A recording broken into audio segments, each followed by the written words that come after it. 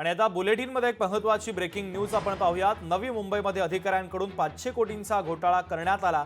भारतीय जनता पक्षाचे आमदार विक्रांत पाटील यांनी गंभीर आरोप केले। 11 विकासकांनी गरिबांना हक्काची घरं दिलीच नाहीत। उच्चस्तरीय चौकशी समितीच्या बैठकीमध्ये त्यांनी गंभीर आरोप केला। नवी मुंबई पालिका आणि सिडकोने मिळून हा घोटाळा केल्याचा त्यांनी गंभीर आरोप केला। विकासकांनी जादा किमतीने गरिबांची घरं विकली असा गंभीर आरोप पाटील यांनी केलेला आहे। तर या संदर्भात चौकशीची मागणी सुद्धा त्यांनी केली आहे। 11 विकासकांनी 791 हून जास्त घरं ही गरिबांना दिलीच नाहीत।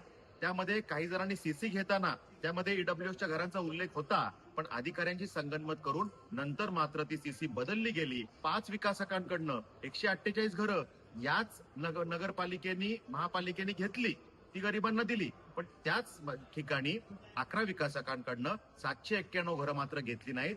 असे 2-2 नियम सोयीनुसार अधिकारी कसे लावू शकतात आणि कशा पद्धतीने हे 11 जण काय त्यांचे त्या अधिकाऱ्यांचे जावई आहेत का, अशा प्रकारचा एक प्रश्न यात तयार झालेला आहे। कशाबद्दल ही सूट दिली?